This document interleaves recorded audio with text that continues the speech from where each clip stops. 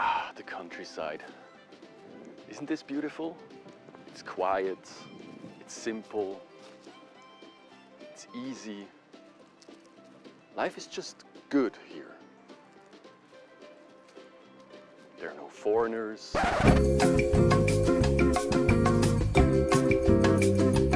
Hi, I'm Silas from Integral Works, and in this video we're going to talk about amber.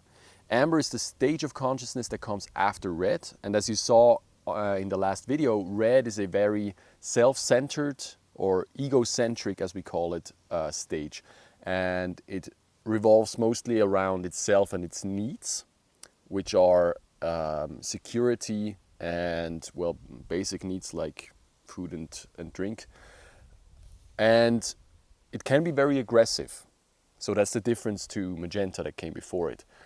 Now amber, the big difference from amber to red is the size of the community and why this community is together. So let's go back in history to the first people that were actually on amber.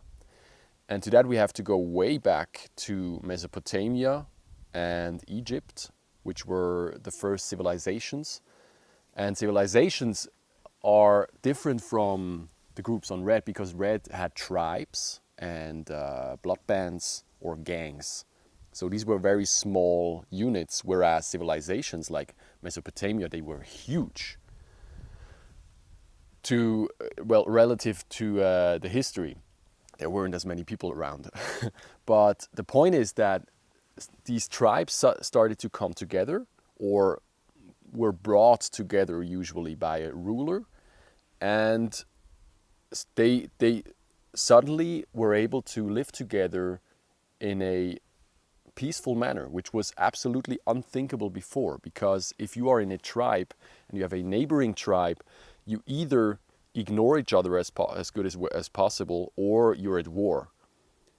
Well, what happened was that suddenly they were united by a greater force, which could have been like a warlord or a ruler that brought them together by force, or it can also happen by religion. And religion has a big part to play in this way to unite the tribes, because suddenly if you believe in the same God as I do, and if you practice the same way I do, you're my brother. So suddenly my family has like hundreds or thousands or tens of thousands of members, and we all live together largely peacefully. I will sacrifice something to help you, and you will do the same thing for me, and that's what makes civilization work. Now Mesopotamia is very interesting to me because it actually had a lot of interesting traits that stand out as an amber civilization. They were actually the first civilization to have a rule of law, and this rule of law involved hundreds of different rules that apply whenever something happens. And interestingly, they even had the concept of burden of proof. That meant if you are accused of something, you're not automatically guilty of it. Now, this is really, really important if you want to have a working legal system. So these were in our collective past, the first moments that amber arose. And if we look into our personal past, it's probably around, I want to say, between 4 and 7 somewhere. Okay, so you start to learn about your role. Your role is very central to the stage of amber and to your consciousness at that point. And you start to learn about rules. And children at that age, they suddenly become very much focused on what is right and wrong, or what is good and bad, and what is correct behavior, even to the point that they see you breaking rules and actually point this out to you. So that's when you know that amber is starting to trickle in. Now let's talk about the positive sides of amber. the positive, or the most positive thing that comes to mind when I think about amber is the amount of peace that it brings both to the individual and to the collective. Steven Pinker, in his book, The Better Angels of Our Nature, he talks about the appeasement of the people. So imagine that you are in a world of tribes or individuals fighting for themselves, like lone wolves, and you don't know if you're going to be raided the next day or if you're going to be raped and murdered, and it's just wild, okay? And now imagine that let's say a ruler that he's still thinking about maximizing his profit, but he realizes, okay, if my people keep just murdering each other, I'm not going to get my taxes. So I'm going to have to put in a set of rules and they will have to abide them, or there will be consequences. So he comes in with a greater force and forces the people to be peaceful. This is not something that you can choose. It's done to you. But again, does it really matter? Because peace is attained like this. And the same actually can happen to the individual. Think of, I'm going to take another stereotype, the Crips and Bloods in LA, and let's take an individual who has been brought up in this world and has been fighting his whole life, selling drugs, stuff like that.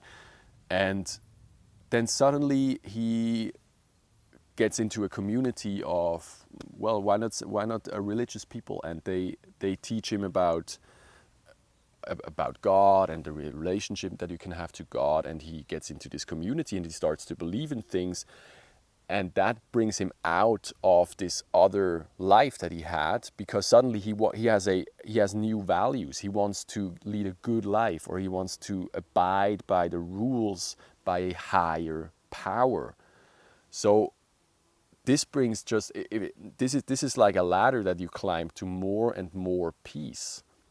And amber has a big role to play in this, on this ladder.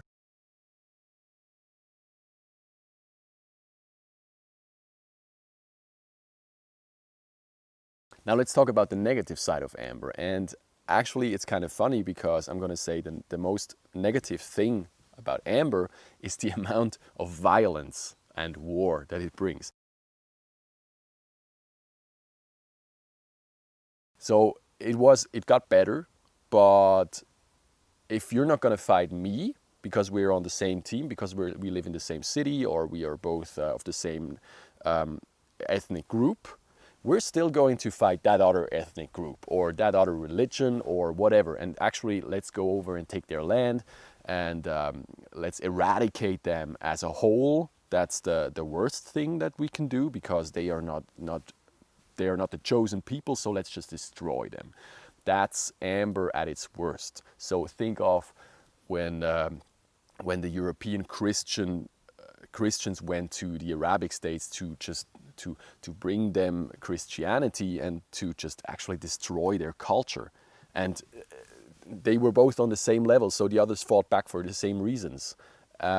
Think of, well, the last big amber revolt in Europe was the Second World War, when actually ethnic groups, they tried to destroy ethnic groups. They tried to destroy the Jews as a whole, but they also tried to fight the world, to dominate the world, because the Germans, or the Aryan Germans, were the chosen people. That's amber. That's amber values then using technology from Orange, like all of the industry that they had. So the consequences were so much worse, because they weren't fighting with sticks and spears like back in Mesopotamia, but they were fighting with bombs and planes and all of that stuff.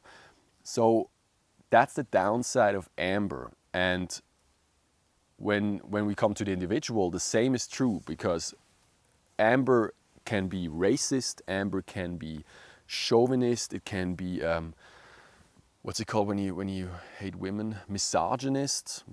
I think so. So anything that is different will not be welcome. And so amber will drag their feet when it comes to inclusion, integration of foreign people, and just in general of progress, because anything that is new is potentially dangerous to your old ways. So I hope I could help you understand the stage amber a little better. If you have any questions, you can leave them in the comments. Otherwise, I'll see you in the next video when we talk about orange, the rational stage of consciousness. Bye-bye.